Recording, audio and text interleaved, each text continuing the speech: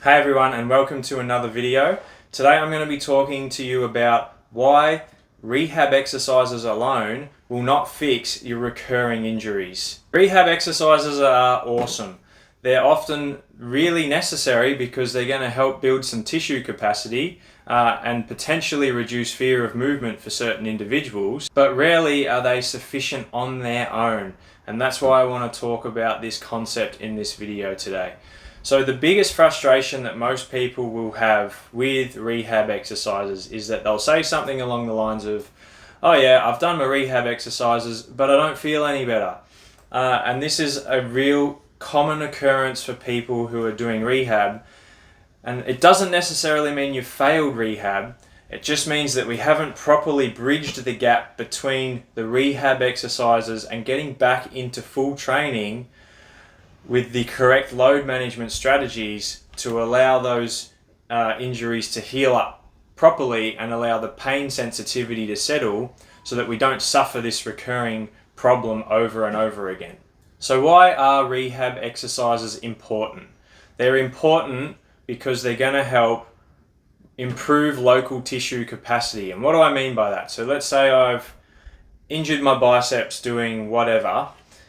If I start prescribing someone some bicep exercises to help rebuild the tissue capacity, I'm specifically doing bicep curls to try and improve that local capacity of the biceps itself. So we need to try and improve things like its strength, its tendon loading capacity, the muscle cross-sectional area, so muscle hypertrophy potentially, and any other potential stimulus that we might need to bridge that gap from the rehab process back to full training in the real world. The other importance of rehab exercises is to help build confidence in the person who is going through the rehab.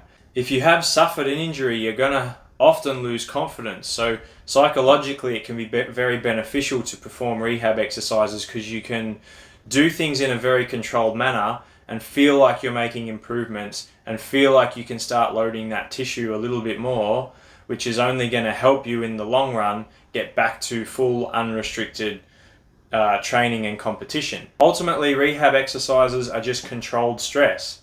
So we're really focusing in on the stress that we need to apply to the tissue and help it adapt in the way we want it to. So what don't rehab exercises do? What are they missing? What's that piece of the puzzle that's just not quite there that we need them to do for us, but they can't?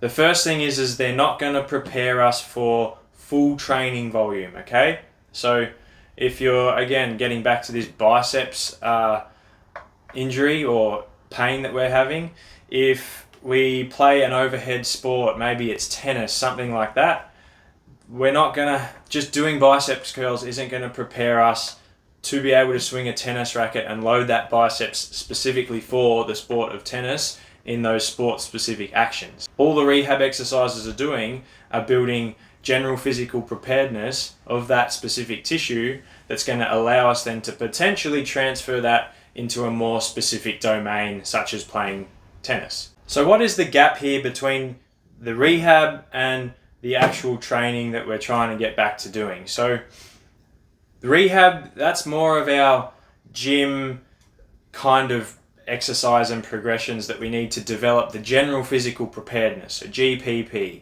That lives in its own little world over here, and we hope to get the qualities we need from that to then transfer more to that specific physical preparedness, so the SPP. And what is SPP? That's more of our sport-specific preparation. So again, getting back to that tennis analogy, we need to play tennis, we need to train tennis to get better at tennis. We then need to do everything else to generally prepare ourselves to be better at tennis. But the only thing that will get you better at playing tennis specifically is playing tennis. Who would have thought?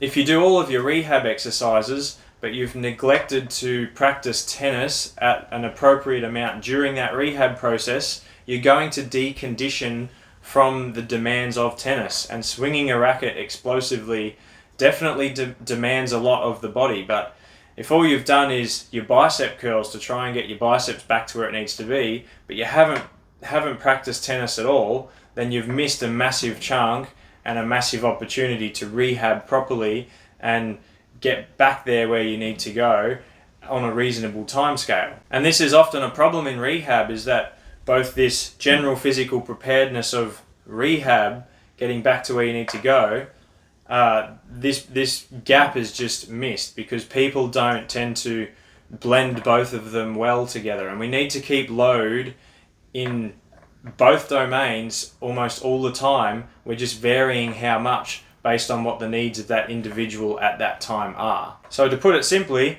rehab should just be supporting the goal of training, not replacing it entirely. It just doesn't work that way.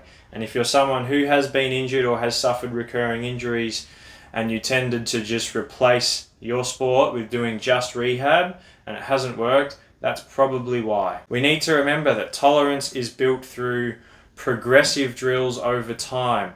It's not just doing rehab alone and then going back to what we were doing and expecting a good result. Rehab exercises ultimately should evolve with your training and the timeline with where you're at in your rehab.